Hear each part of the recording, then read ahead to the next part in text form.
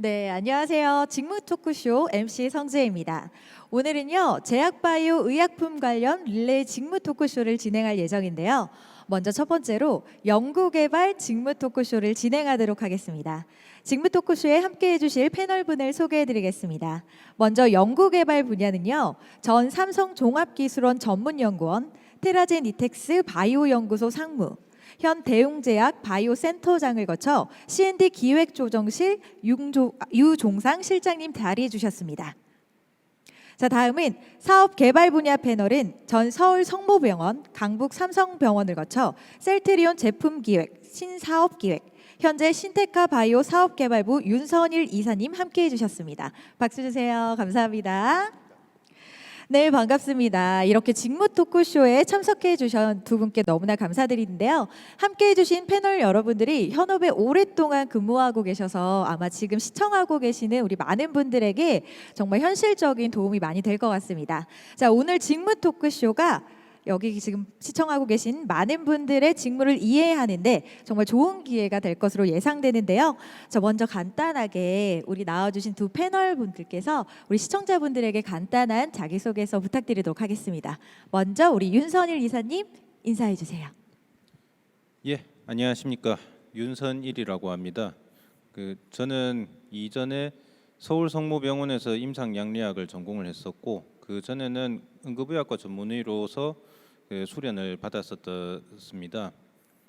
회사에서 직무를 수행했었던 것은 셀트리온에서 제품 기획 그리고 신사업 기획과 관련된 업무를 진행을 했었고 그 이후로 딱 6개월 전부터 신테카 바이오에서 사업 개발 직무를 하게 되었습니다. 감사합니다. 네, 감사합니다. 자, 이번에는 유종상 실장님 인사 부탁드리도록 하겠습니다.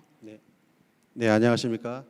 젊고 패기 있고 늘 자신의 미래를 구상하면서 그리고 힘차게 준비하는 여러분들을 응원하는 대웅제약 C&D 센터의 유종상입니다. 네, 반갑습니다. 두 분을 제가 실제로 뵈니까요, 굉장히 훈훈하시고 뭔가 고민이 하나도 없으신 삶을 살아보신 것 같은 그런 인상을 갖고 계시는데 제가 한번 간단한 질문을 해볼게요. 두 분이 한 20, 30년 전으로 돌아가셔서 취업을 준비하셨을 때 가장 고민이 됐던 부분이 어떤 부분인지 간단하게 우리 유종상 실장님께서 얘기해 주시겠어요? 취업 준비하셨을 때 가장 고민이셨던 부분이 있으셨나요? 취업 준비할 때 가장 도움이 되는. 그렇죠. 네. 저는 이제 연구 분야에서의 취업 준비를 준비하시는 분들께 말씀드리고자 합니다. 연구 부분은 뭐 전통적으로 전문성이 강조되는 그런 부분이죠. 그래서 본인이 가지고 또 본인이 오랫동안 준비해 왔던 전문 부분에 대한 지식 그리고 거기에 대한 인사이트 그 누구보다도 앞서 있어야 됩니다. 그렇지만 그것은 이제 기본에 해당되고요. 더 나아가서 요즘의 연구 분야는 본인 혼자의 힘으로 이루어지는 것들이 아니기 때문에 많은 소통 능력 그리고 또 학습 능력이 필요로 합니다. 그런 학습 능력과 소통 능력이 잘 발휘될 수 있는 부분을 그런 것들을 잘 어필할 수 있는 부분을 준비해 주신다 그러면 아마 우수한 연구 기관의 연구자로서 의약품 개발에 바이오 의약품 개발의 연구자로서 활동해 나갈 수 있지 않겠나 싶습니다. 예. 네, 너무 좋은 말씀을 해주셨는데 제가 다시 한번 질문을 해볼게요. 자, 우리 유선일 이사님은 취업을 한번 준비해 보신 적 있으신가요? 취업을 준비했기 때문에 셀트리온으로 입사를 할 수가 있었고 그쵸. 그리고 신테카 바이오로 입사를 할 수가 있었을 거라 생각하고 있습니다. 맞아요. 아마 지금 보고 계신 구직자분들도 그때 그 마음과 같을 것 같아요. 그래서 그때 취업을 준비하셨을 때 가장 고민되셨던 부분이 무엇인지 한번 얘기해 주실 수 있으세요? 취업 준비하셨을 때. 제가 생각하기에는 그쪽에서 일을 하면은 회사에서 저한테 어떤 일을 시킬 것인가 그리고 일을 시켰을 때 내가 그 일을 제대로 할 수 있을까에 대한 고민이 제일 컸었던 것 같습니다. 예. 뭐 지식이나 요구하는 뭐 그런 스킬들이 회사마다도 다르고 직무마다도 네. 다른 그런 것들이 상당히 많기 때문에 네네. 그런데 아마도 이것은 취업 준비를 하시는 분들도 마찬가지일 거고 네. 이직을 준비하시는 분들도 마찬가지일 것이라 생각하고는 있습니다. 예. 네, 감사합니다. 자, 그럼 본격적으로 이제 먼저 연구개발이 어떤 직무인지 우리 유종상 실장님께서 간단하게 소개를 해주실 건데요. 지금 시청하고 계신 구직자분들은 궁금한 사항들이 있으실 거예요. 그러면 어떻게 하냐? 유튜브를 보고 계신 댓글에 글을 남겨주시면요. 제가 구직자분들을 대신해서 패널 분들에게 질문을 하도록 하겠습니다. 자, 그럼 실장님, 연구개발이 어떤 직무인지 소개 부탁드리겠습니다. 네, 연구개발 분야에 대해서 좀 드릴 수 있도록 하겠습니다. 바이오 의약품의 개발 과정은 이제 보시는 이제 슬라이드가 송출되고 있을 것 같은데요. 바이오 의약품의 연구 개발 과정을 보게 되면 크게는 뭐 4가지 정도로 구분지어질 수가 있을 것 같습니다. 처음에 의약품을 개발하는 발굴해내는 그런 과정이 있을 수 있고요. 그런 후보 의약품들에 대해서 실험 동물들을 대상으로 한다거나 하는 그런 그 비임상 또는 전임상 실험들을 거쳐서 의약품의 유효성과 안전성을 체크하는 그러한 과정을 거치게 됩니다. 그리고 이런 것들에 대해서 유효성과 안전성이 확보가 되면 그 다음은 이제 사람을 대상으로 한 그런 임상 개발이 진행될 거고요. 그 뒤에 인허가를 거쳐서 실제 의약품이 의료 현장에서 쓰일 수 있는 그런 의약품으로 많은 환자들에게 도움이 될 수 있는 그런 의약품으로 자리매김할 것입니다. 뭐 이렇게 크게 4가지 정도를 말씀드렸는데 그 세부 내용들을 들여다보면 물론 이 연구 분야를 준비하고 계신 많은 분들이 이미 잘 알고 계실 거라고 생각됩니다. 의약품 연구 개발은 바이오 의약품 또 합성 의약품 모두 다 포함되는 얘기인데요. 개발을 준비하는 그런 사이언스부터 시작해서 최종 임상을 거쳐 인허가를 받는 그 과정이 굉장히 긴 단계로 이루어져 있습니다. 여기에도 제가 한 15개 정도의 단계로 구분지었는데 이걸 하나하나 말씀드리기보다는 앞서 말씀드렸던 4가지 분야의 굉장히 세부적인 그런 특수 분야들이 또 존재를 하게 되고 그런 세부 특수 분야들에 대한 전문성들이 요구되는 분야들로 구성이 되어 있습니다. 그래서 이 바이오 의약품이라든가 의약품 개발의 연구직으로서 참여를 하실 분들은 바로 이러한 분야 각각의 세부 분야들의 전문가로서 활동을 하시게 될 겁니다. 특히 의약품은 사람의 어떤 질병 그리고 복지를 위해서 쓰여질 제품이기 때문에 엄격한 생산 과정, 개발 과정들이 요구가 됩니다. 그래서 초기 개발의 시작 단계에서부터 마지막 허가를 받아서 실제 환자들에게 사용되기까지 그 기준들이 목표 기준들이 설정되게 되고요. 그런 목표 기준들을 잘 넘어설 수 있는 그런 엄격한 그런 개발 과정과 또 생산 과정으로 연결될 수 있도록 연결해 주는 것들이 필요로 합니다. 바이오 의약품이라든가 의약품의 연구자들은 바로 그러한 전 분야를 대상으로 개발을 할 수 있다라는 그런 말씀드리고요.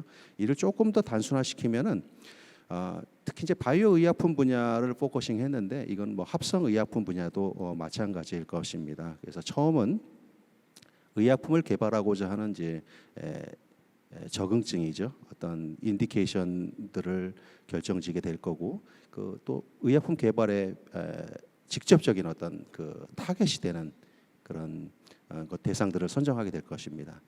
여기 보여지는 이제 그림은 이제 바이오 의약품에 대한 설명으로 말씀을 드린다 그러면 그 중에서도 이제 바이오 의약품이 될 수 있는 타겟에 대한 유전자들을 찾게 되죠. 그리고 그것이 이제 단백질 의약품일 수도 있고 항체 의약품일 수도 있고 또한 세포 유전자 치료제가 될 수도 있는데 이러한 것들을 개발하기 위한 어떤 유전자 제조합 또 그것을 생산해내기 위한 세포주 개발이 어떤 커다란 하나의 연구 개발 항목으로 구성이 되어 있습니다.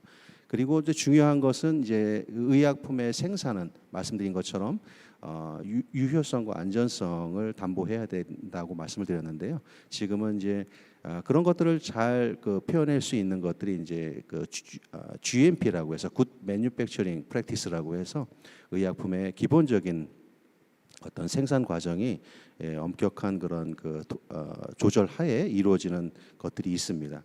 이제 지금은 GMP에서부터 한 단계 더 나아가서 퀄리티 바이 디자인이라고 해서 개발 단계에서부터 특정 목표 수준을 선정하게 됩니다. 어떤 품질이죠. 품질의 목표를 설정하게 되고 그 수준 설정된 목표 수준을 달성하기 위한 연구 개발들을 시행하게 되는데 그 연구 개발들 중에 가장 핵심적으로 개발하는 부분이 바로 어떤 개발된 세포들을 대상으로 해서 잘 배양해내고 그리고 우리가 원하는 의약품으로 쓰일 수 있는 목적 물질을 잘 정제해내는 그런 과정들을 개발하게 됩니다. 굉장히 복잡하고 또한 어려운 그 과정이 될 수 있겠습니다. 그리고 말씀드린 것처럼 이러한 의약품들이 어떤 품질적인 특성 그리고 효과 유효성 면에서의 어떤 특성들을 모두 가지고 있는지에 대한 그런 규격을 설정하게 되고 그런 규격들을 실제 분석법을 통해서 분석하는 그런 단계를 거치게 됩니다. 그리고 이런 개발 단계가 끝나게 되면 연구 단계가 끝나게 되면 이제 소위 개발 단계라고 하는 비임상, 임상 그리고 생산으로 연구 스케일에서 생산 스케일로 스케일업해서 실질적인 연구 단계의 그런 품질이 그런 유효성과 안전성이 담보되는 그런 의약품이 실제 생산 스케일에서 만들어질 수 있도록 어떤 기술 이전을 하는 그런 과정들을 거치게 됩니다. 굉장히 긴 밸류 체인으로 구성이 되어 있고요. 바이오 의약품의 연구를 꿈꾸시는 분들은 이러한 전 과정에서 아주 핵심적인 중점적인 연구들을 진행하게 될 것입니다. 네, 감사합니다. 자, 이번에는요. 산업개발 직무에 대해서 윤선일 이사님께서 소개해 주시겠습니다. 예, 앞에서 유 실장님께서 자세하게 이야기를 해주셨는데 일단 사업개발 직무를 갖다가 소개를 하기에 앞서서 저희 회사에 대해서 간단하게 말씀을 드리겠습니다. 저희는 아마도 대웅에 비해서는 많은 분들이 잘 모르실 거라 생각해서 이 슬라이드를 집어넣었습니다. 저희는 AI 그리고 NGS 기반으로 신약, 의약품을 개발하고 정밀 의료에 집중하는 연구소 기업입니다. 보통의 제약회사들이라고 하면은 제약회사에 공장이 존재하고 그리고 연구소가 존재하고 그리고 영업과 마케팅을 하는 조직이 존재하는 것으로 알고 있습니다.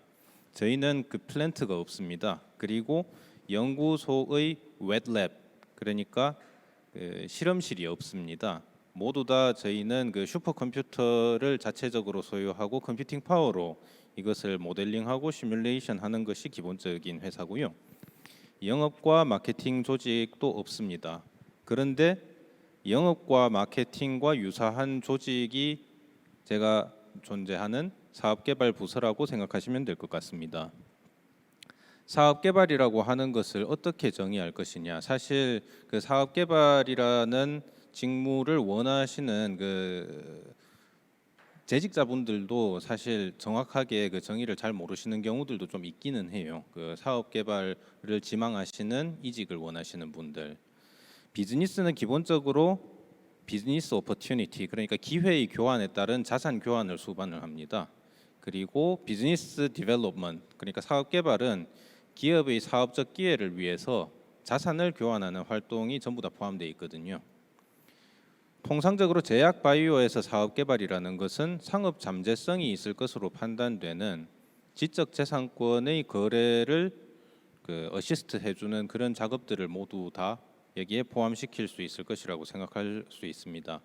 요 내용은 이 브리지 바이오 세라퓨틱스의 CEO이신 이정규 대표님의 블로그에 사실 좀 나와 있는 내용을 제가 좀 가져온 건데 이 제약 바이오의 사업 개발이라든지 이런 직무에 대한 내용을 조금 더 알고 싶으시다면은 이정규 대표님의 블로그를 찾아가 보시는 것도 도움이 될 것 같습니다. 그래서 전체적인 비즈니스의 의사 결정에서 사업 개발이 어떤 부분에 속하는가를 먼저 보자면은 자 사업을 갖다가 하는데 회사가 원하는 것이 정확하게 무엇인지 그러니까 이것은 전략 기획의 영역이라고 볼 수가 있겠죠. 전략적으로 우리는 어떤 사업을 영위하는 회사이고 향후의 회사의 그 발전을 위해서 어떠한 것들이 필요할 것으로 생각된다라고 찍으면은 자 이제부터는 그 사업 개발의 영역으로 들어와서 우리의 잠재적인 협업사가 될 수도 있고 기술을 갖다가 판매하기를 원하는 회사일 수도 있고 그런 곳들의 스카우팅과 이밸류에이션 그리고 프로스펙티브 파트너 엔게이지먼트 그러니까 잠재 파트너가 될 수 있는 회사들과 컨택을 하고 협상을 요청하는 뭐 그런 것들이 업무가 될 것입니다. 이게 탐색의 영역에 해당되는 것이고 트랜잭션 거래에 해당되는 부분이 컨트랙트를 작성하고 그러니까 계약서를 작성하고 협상을 하고 그에 수반되는 작업들을 다 하는 영역이 되겠습니다. 그렇게 해서 사업 개발의 영역에서 이것들이 어느 정도 확정이 되고 나면은 그 다음의 운영 부서들이 이 사업 전체적인 전략적 목표 달성을 위해서 연구 개발도 이루어질 것이고 생산도 이루어질 것이고 supply chain management 그러니까 구매 활동이라든지 이런 작업도 이루어지고 그 다음 마케팅 세일즈로 이루어지는 밸류 체인이 구성이 되는 것입니다.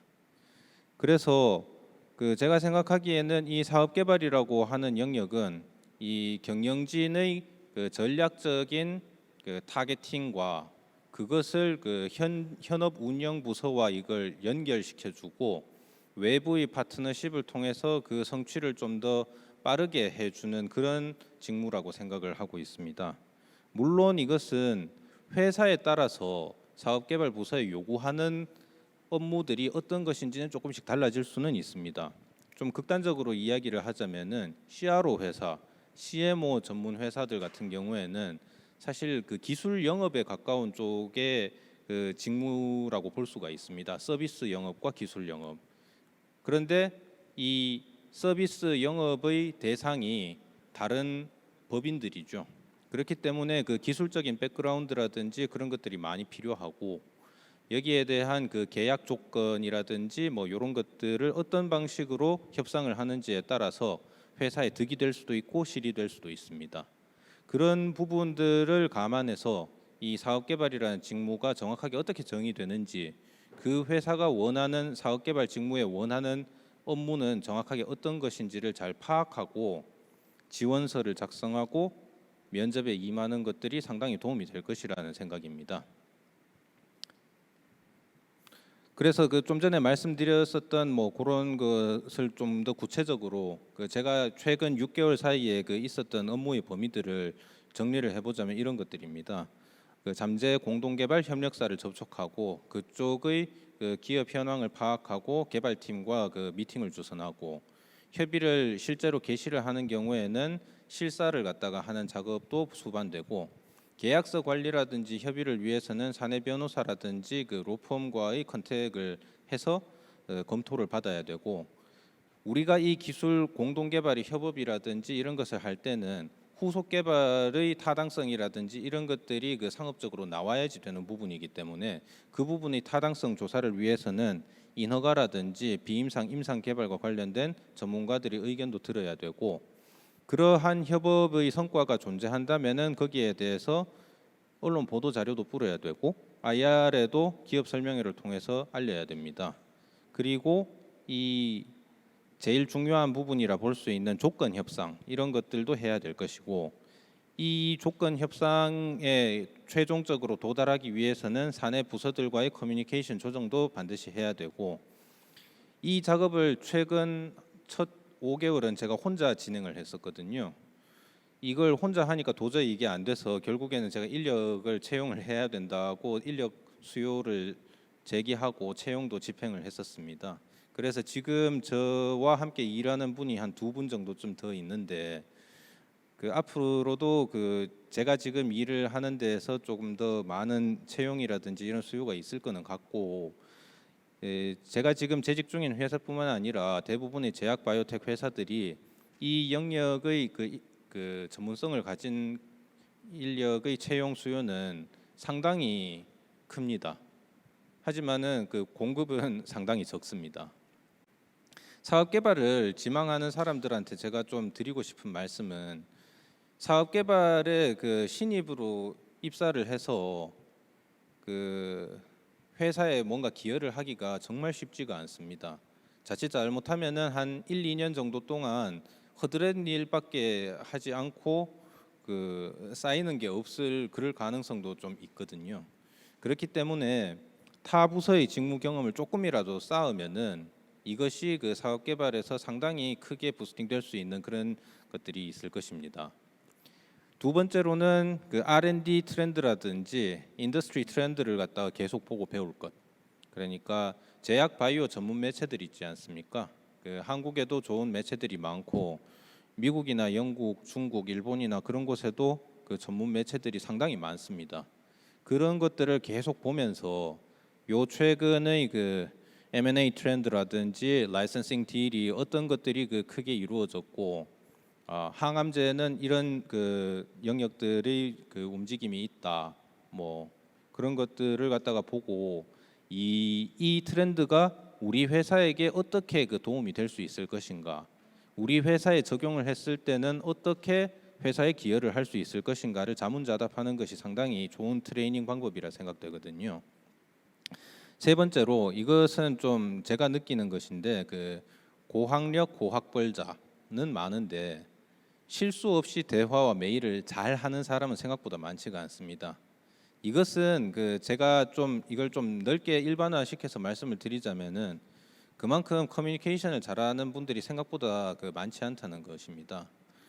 능력을 채우고 그걸 하는 것은 그 열이라든지 본인이 학습 능력으로 채울 수 있지만은 커뮤니케이션은 사실 그 개인의 그 인생관이나 그 태도가 반영되는 것이라고 생각되거든요. 그러니까 이것을 어떻게 그 실수 없이 잘 할 수 있을 것인가, 조금 더 근본적인 문제인데 이 부분에 대해서 스스로 자문자답을 해보시는 게 좀 도움이 될 거라 생각이 되고 있습니다. 왜 제가 이 커뮤니케이션에 대한 이야기를 자꾸 하느냐 하면은 말단부터 이사회 그리고 주주들 대상으로 하는 IR까지 모두가 고객입니다. 잠재라는 말을 갖다가 쓰기는 했지만 어디에서 잠재 협력사, 잠재 매수자들이 나타나서 아니면은 소개를 받을 수 있을지 그 알 수가 없기 때문입니다. 모두가 고객입니다. 예, 여기까지 이상입니다. 감사합니다. 네, 감사합니다. 너무나 자세하게 잘 설명해 주셔도 저도 뭐 대략적으로 어떤 직무인지는 감만 왔었는데 오늘 두 분 덕에 굉장히 자세하게 어떤 의무인지 잘 이해가 되는 것 같습니다. 자, 그럼 제가 몇 가지 질문을 하도록 하겠습니다. 먼저 취중생 여러분들이 가장 궁금해할 질문이 아닌가 싶은데요. 제일 먼저 연구개발 직무에 취업을 하려면 어떤 준비를 해야 하는지 이 부분에 대해서 먼저 유종상 실장님께서 얘기해 주시겠습니까? 예, 처음에 저희 직무 분야를 소개해 드릴 때도 잠깐 말씀을 드렸습니다. 그 연구 분야는 뭐 전통적으로 전문성이 기본이 돼야 되죠. 근데 지금은 이제 그 전문성은 정말 기본 중에 기본이라고 말씀드릴 수 있습니다. 먼저 여기 옆에 그 유리사님께서도 말씀하셨다시피 연구 분야도 이제는 굉장히 다양한 그 전체적인 연구 의약품의 개발의 처음과 끝까지를 간파할 수 있는 그런 일반적인 지식, 거기에 대한 또 경험들도 어느 정도 가져가야 되므로 이런 것들을 흡수할 수 있는 그러한 열린 그 사고가 필요하다고 보여집니다. 그래서 과거에는 이제 제너럴한 어떤 그런 부분 외에 본인의 전문성, 그래서 T자형 인재형을 이제 중요시했었죠. 그러다가 이제 점점 그 전문성이 이제 파이형 인간, 그래서 제너럴한 어떤 지식과 그런 부분에 거쳐서 주 전공 분야를 한 2개 정도 가져가는 그러한 파이형 인재를 말하곤 하는데요. 요즘은 그 연구 쪽의 인력은 저는 이제 문어형 인간이 필요하다 생각됩니다. 그래서 문어처럼 다양한 분야에 이 필드가 내 전공 분야와는 좀 다르다라고 이렇게 내 전공 분야만 잘 알면 되지라고 하는 그런 생각보다는 다양한 분야에 마치 옆에 이제 그 사업 개발 분야를 설명해 주실 때 이렇게 깨어 있어야 되고 새로운 것들을 많이 접해야 된다라고 하는 그런 말씀해 주신 것처럼 연구를 희망하는 분 역시 그런 분야에 늘 안테나를 높게 세우고 계셔야 된다라고 말씀드리고 싶습니다. 그리고 준비하는 데 있어 전공 분야뿐만 아니라 뭐 어학 그리고 사회를 보는 눈 그리고 커뮤니케이션 능력, 소통 능력 이런 모든 것들을 잘 준비해 주셨으면 하는 바람입니다. 네, 감사합니다. 그러니까 한마디로 항상 깨어 있고 다양한 경험을 하면 도움이 많이 될 거다라는 얘기를 해주신 거죠. 네, 감사합니다. 자, 다음 질문은요. 첫 회사를 어떻게 선택하냐에 따라서 인생이 바뀐다고들 많이 하시는데 연구개발 관련 첫 회사를 선택할 때 어떤 기준 같은 것이 있을까요? 그리고 비전을 보고 회사를 선택하라고 하는데 저도 예전에 취업하려고 막 회사마다 이제 목표나 비전 등 이런 거 너무 잘 써놨잖아요. 그런 걸 보면 꼭 들어있는 말이 정도 경영, 사람 중심, 가치의 가치 뭐 이런 말들이 있는데 이렇게 너무 예쁘게만 포장되어 있는 말이어서 아무래도 저는 여기 계신 두 분께 현업 담당자로서 비전 있는 회사는 어떤 회사인지에 대해서 한번 얘기해 주셨으면 감사하겠습니다. 먼저 윤선일 이사님 한번 얘기해 주시겠어요? 아, 예. 저는 사실 제가 구직을 하시는 분들한테 이야기나 조언을 구하는 분들한테 말씀을 드리는 것이 학부 졸업을 하신 분들 같은 경우에는 가능한 큰 회사로 가실 수 있는 것을 가능한 추천을 드리는 편이기는 합니다. 그 이유는 몇 가지가 있는데요. 일단 제가 지금 있는 회사에 와 보니까 느끼는 건데 신입 직원을 채용할 수 있다고 하는 것은 그 회사 입장에서 미래에 대한 투자를 갖다가 할 여력이 있다는 회사거든요. 학부 졸업 신입생을 갖다가 채용을 할 능력과 역량이 되는 회사들이 생각보다 그렇게 많지가 않습니다. 그러니까 그걸 공채의 형태로 뭐 잘 채용하고 교육을 갖다가 뭐 한 달씩 합숙으로 시켜준다 뭐 이런 그런 회사들은 그 내부의 통제 시스템, 교육 시스템, 신입을 잘 가려 뽑아서 교육을 시키고 직무 배치를 갖다가 해주고 뭐 이런 전체적인 HR 시스템이 잘 되어 있다는 뜻이거든요. 그리고 현업으로 그걸 하면서도 누가 들어와서 일을 갖다가 잘 수행할 수 있는 뭐 그런 체계나 매뉴얼 같은 것들이 잘 되어 있다는 것을 방증하는 것이기 때문에 가능한 한 본인의 개인적인 인맥이라든지 아니면은 뭐 이 직무가 아니면 안 되겠다. 저 회사가 아니면 안 되겠다는 뭐 아주 특수한 이유가 있지 않은 이상은 본인이 갈 수 있는 제일 큰 회사로 가시는 것을 일단은 추천을 드리고 싶고 연구 개발 직무인 경우에는 사실 본인이 본인이 리서치 영역을 잘 잡고 그 영역에 대한 수요가 큰 회사로 가는 것이 제일 좋다고 저는 생각을 하거든요. 그런데 사실 석박사 학위 졸업하시는 분들 중에 그렇게 운이 잘 맞아 떨어지는 경우가 그렇게 많지는 않을 거라는 게 제 생각이거든요. 그러면은 사실 석박사 학위자 분들 같은 경우에는 본인이 이제까지 뭐 익혔던 학습 능력으로 다른 영역에 이걸 투사를 한다라고 생각을 하셔야 될 건데 그렇게 함으로써 얻을 수 있는 트레이드 오프를 갖다가 좀 잘 생각하셔야 될 부분이라 생각합니다. 마지막으로 벤처 기업들 있지 않습니까? 요 최근에 바이오 벤처 회사들이 창업이 상당히 많이 이루어지고 있고 이 교수님들께서 창업하시는 경우들이 상당히 많은데 그렇게 창업이 되는 케이스에 석박사 졸업하시는 분들이 들어가는 것은 저는 그렇게까지 추천하고 싶지는 않습니다. 이유는 나중에 기회가 될 때 말씀드리겠습니다. 네, 너무나 궁금하지만 네, 제가 자세히 묻지는 않겠습니다. 자, 그럼 이번에는 유종상 실장님께서 현업 담당자로서 비전 있는 회사는 어떤 회사라고 생각을 하시나요? 비전 있는 회사요. 참 어려운 질문이기도 합니다. 그렇지만 흔히들 회사를 선택할 때 비전을 굉장히 많이 고민하게 되죠. 비전은 각자 받아들이는 어떤 느낌, 규모 이런 것들이 다 다를 것 같습니다. 굉장히 현실적인 비전을 바라볼 수 있는 분들도 있을 거고, 아니면 굉장히 이상학적인 어떤 그런 그 비전도 생각하실 수 있을 것 같습니다.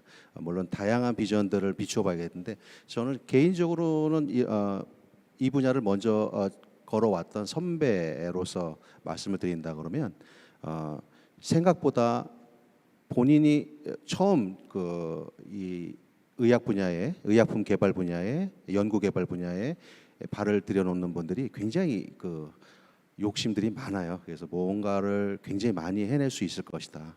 근데 또 아까 저희 연구 분야를 말씀드렸다시피 그 내부를 들여다보면 굉장히 세분화되어 있고 세분화된 전문성들을 또 요구를 하게 됩니다.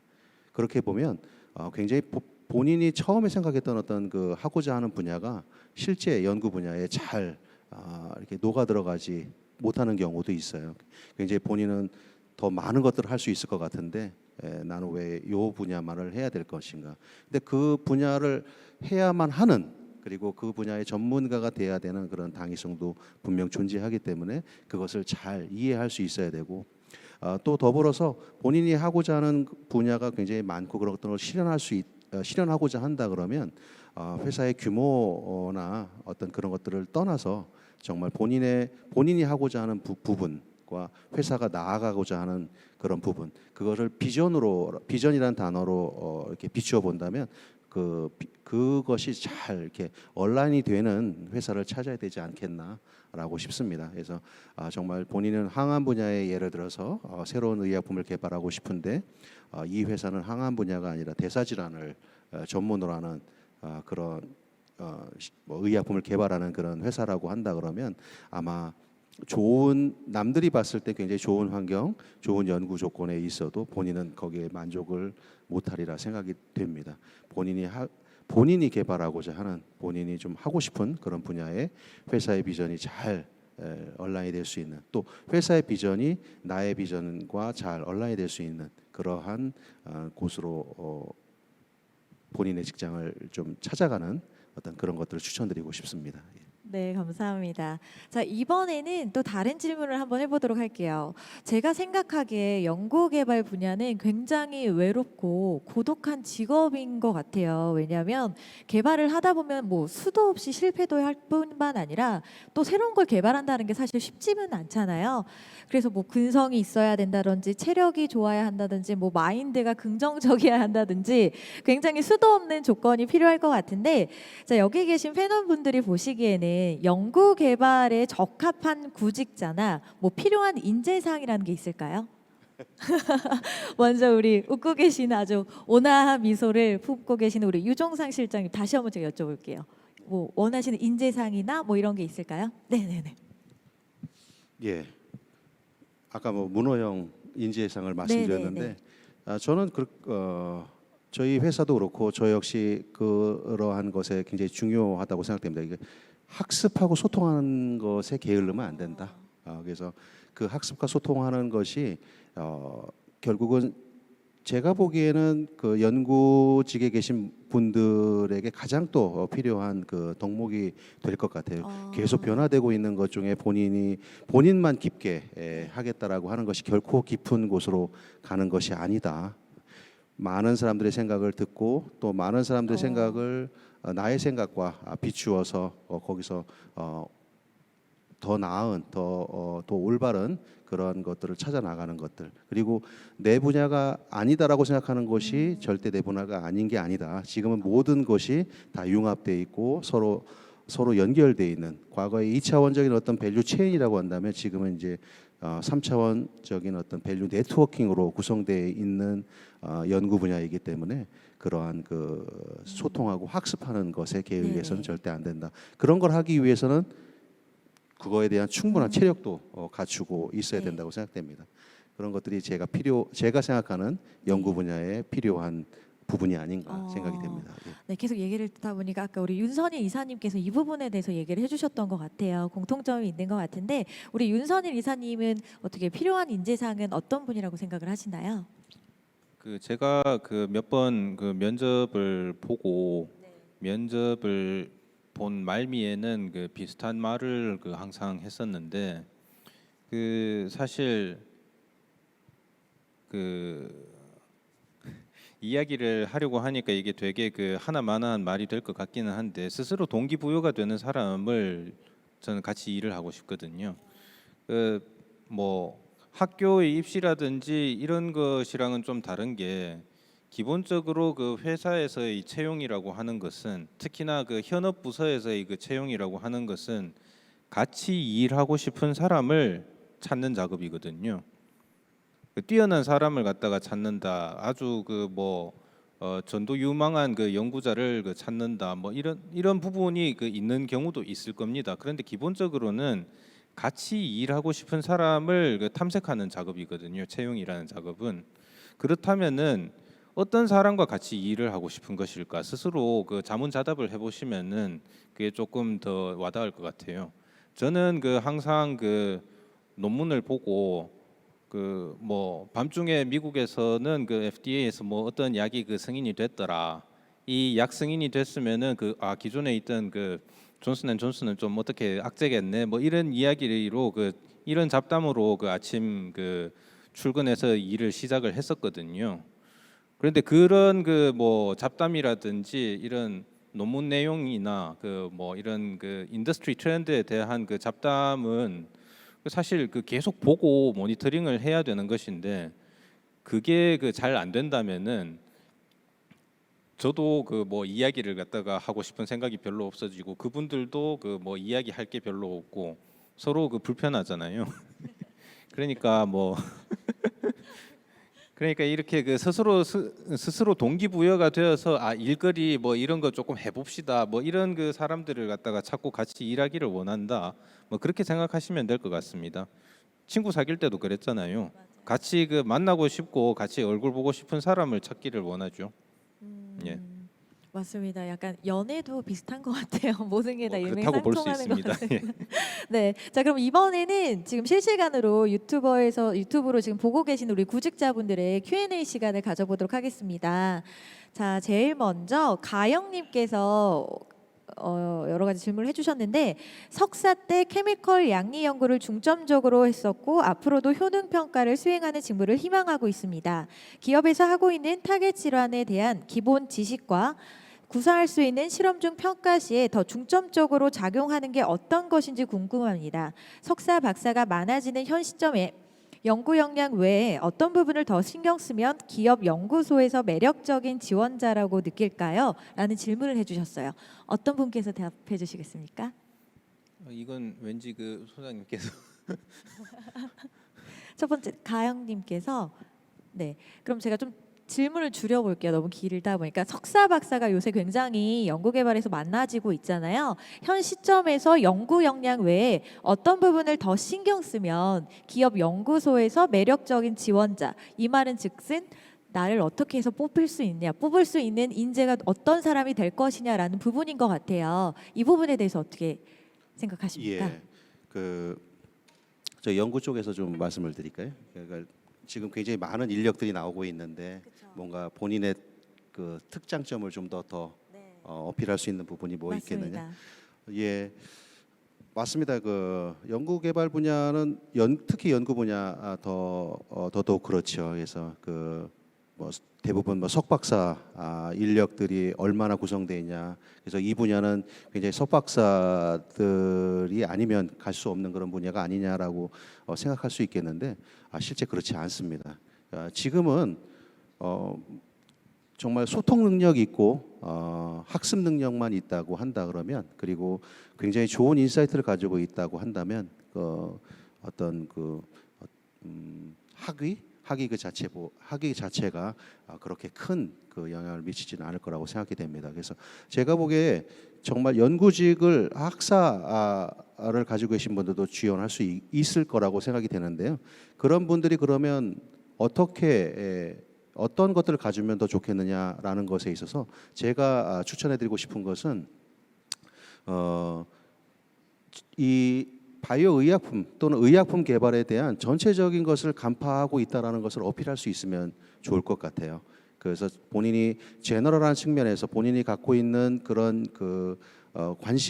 관심에 대해서 그것이 관심이 아닌 인사이트화 시켰다라는 것을 증명해 줄 수 있으면 좋을 것 같고, 그 다음에 본인이 연구직으로 가기 위해서 과거처럼 연구직이라고 해서 이렇게 뭐 실험만 하고 앉아서 논문만 읽고 하는 그런 건 아니거든요. 그래서 본인이 굉장히 오픈 이노베이션 시대, 오픈 콜라보레이션 시대에서는 굉장히 많은 연구자들과 접촉하고 그분들의 그러한 기술과 그분들의 경험 지식들이 한데 모아져야 되기 때문에 그런 것들을 엮어낼 수 있는 굉장히 우수한 그런 소통 능력과 그런 것들을 종합해낼 수 있는 인사이트가 있다라는 것을 보여주는 것이 앞으로 각광받는 그런 연구자로 선택될 수 있는 그런 좋은 준비가 되지 않겠나 생각이 됩니다.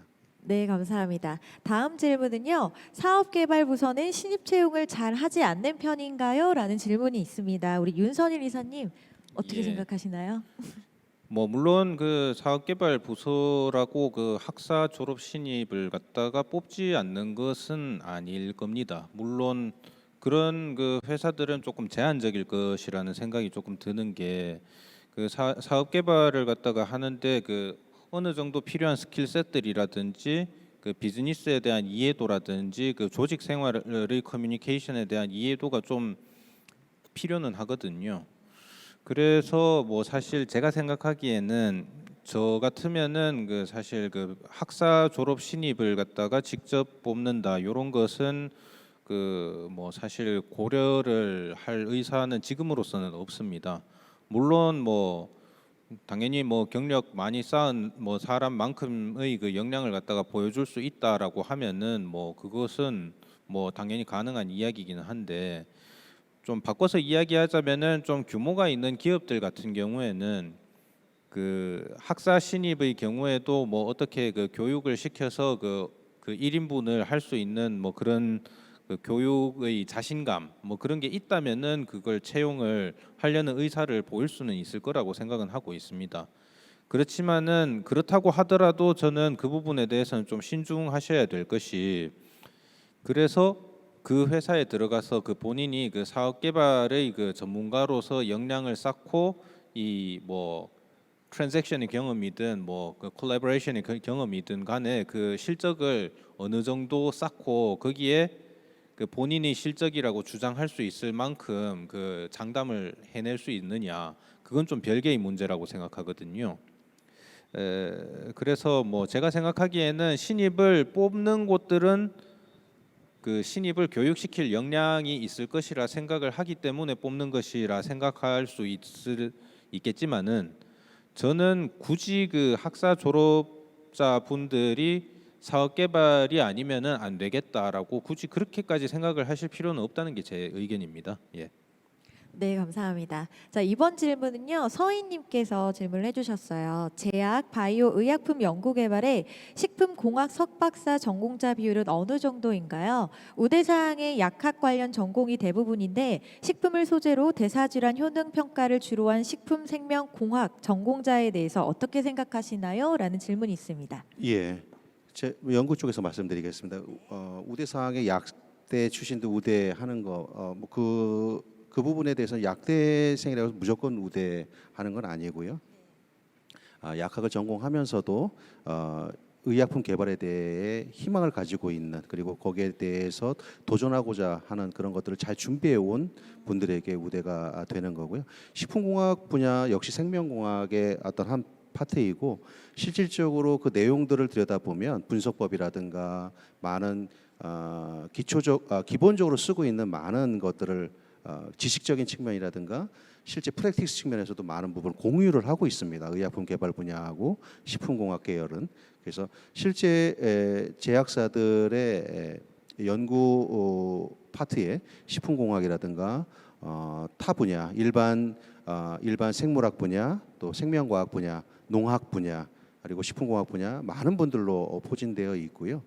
그분들이 별도의 어떤 분포도 뭐 이 자리에서 분포가 어느 정도입니까라고 하는 그 질문에 대한 답은 직접적으로 드릴 수 없지만 그런 것들이 어떤 차별을 두거나 차등을 두지는 않습니다. 본인이 식품공학을 전공했지만 가지고 있는 기본적인 어떤 좋은 장점 그리고 가지고 있는 스페셜티를 잘 살리고 그리고 의약품 개발에 대한 어떤 열정 그리고 또 거기에 대한 어떤 잘 준비된 모습들을 보여준다고 한다 그러면 제약 연구 파트에 과감히 도전하시고 거기에서 꿈을 이루실 수 있지 않을까 생각이 됩니다. 네, 감사합니다. 마지막 질문입니다. 입사 후 대학원 진학에 대해 사측에서 어떻게 생각하고 메리트가 있을까요? 라는 질문이 있습니다. 우리 윤선일 이사님 얘기해 주시겠습니까? 예, 뭐 대학원의 진학 뭐 제가 생각하기에는 사실 그 대학원은 그 풀타임으로 그 일을 하면서 그 얻는 것들이 그 되게 더 중요하고 그 저는 그 파트타임으로 그 하는 것은 그렇게까지 그 추천할 만한 것은 아니라는 게 제 입장입니다. 그러니까 리서치에 포커스가 되어 있는 대학원이라면 말입니다. 그 제약 산업학이라든지 뭐 그런 특수 대학원 같은 경우에는 그 파트타임으로 하는 것이 뭐 타당성이 있다는 생각은 들거든요. 그런데 이것은 그 회사를 잘 설득해야 합니다. 회사 입장에서 본인이 이 대학원의 교육을 갖다가 받는 것으로서 회사에 어떻게 기여를 할 수 있는지를 구체적으로 잘 설득을 하고 그것이 받아들여져야지 그게 되는 부분이겠죠. 뭐 시간을 뺀다든지 뭐 그런 부분들도 있을 것이고 뭐 그런 그 회사 입장에서도 투자지 않습니까?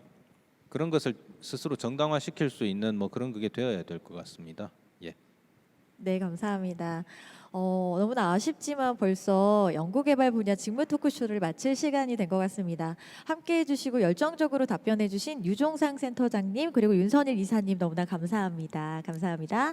자, 혹시 마지막으로 우리 두 분께서 구직자 여러분들께 하고 싶으신 말씀이 있으시다면 한마디씩 부탁드려도 될까요? 네, 지금 이제 그 제약과 그 바이오 분야 굉장히 수요도 많고 또 많은 분들이 도전하고자 하는 그런 분야이기도 합니다. 그리고 그만큼 기회가 많이 주어지는 분야이기도 하고요. 그것이 큰 뭐 제약사에 때부터 작게는 정말 대학을 다니면서 만든 그 창업 벤처까지 굉장히 다양하게 구성이 되어 있는데요. 그러한 본인들이 갖고 계신 그 꿈 그런 것들을 펼칠 수 있는 그런 수요들이 많이 있는 만큼 거기에 대해서 도전해 주시기를 다시 한번 부탁의 말씀드립니다. 그렇지만 도전하는 데 있어서 가장 중요한 거는 무엇을 가지고 도전하느냐인데 본인이 도전하고자 하는 목표가 있다면 그 목표에 맞는 본인의 무기들을 잘 준비하시면 주어진 그리고 많이 널려 있는 그 기회가 바로 기회의 주인공이 바로 여러분들이 되실 수 있을 것입니다. 네, 꼭 도전하시고 준비해 주시기 바랍니다. 예. 네. 그 제가 생각하기에는 이 제약 바이오의 업은 정말 매력적인 업이고 정말로 숭고한 업이라고 생각하고 있습니다. 이 업을 하고 있는 모든 분들은 본인들이 그 모든 활동들이 일을 갖다가 함으로써 그 모든 이 인류의 그 건강과 그 불편함을 해결하고 수명을 연장해 주는 그런 업이 아닙니까? 정말로 매력적이지 아니할 수가 없습니다. 저는 그래서 사실 이 일을 갖다가 하기 시작한 이후로부터는 사실 하루가 정말 너무 짧았습니다. 잠들 때도 왜 그 빨리 이렇게 밤이 돌아오는지 모르겠고 빨리 그 회사 가서 일을 하고 싶었거든요. 뭐 물론 이런 그 자세를 갖다가 그 구직자분들께 요구를 하는 건 그 좀 도가 그 지나친 것 같기는 한데 그 사실 이 업은 정말로 그 앞으로도 그 해야 될 일이 많고 여러분들이 그 보탬이 되는 것들이 정말 많은 그 업입니다. 많이 관심을 가지고 그 지원을 해주시면 감사하겠습니다. 예. 네, 감사합니다. 두 패널분 덕분에 연구개발 분야와 사업개발의 비전이 굉장히 밝을 것으로 느껴집니다. 자, 이상으로 연구개발 직무 토크쇼를 마치도록 하겠습니다. 자리해주신 두 분께 감사의 박수 부탁드립니다. 잠시 휴식 및 정비 시간을 가진 후 3시에 생산직무 직무 토크쇼를 이어가겠습니다. 여러분 3시에 만나겠습니다. 감사합니다. 감사합니다. 감사합니다.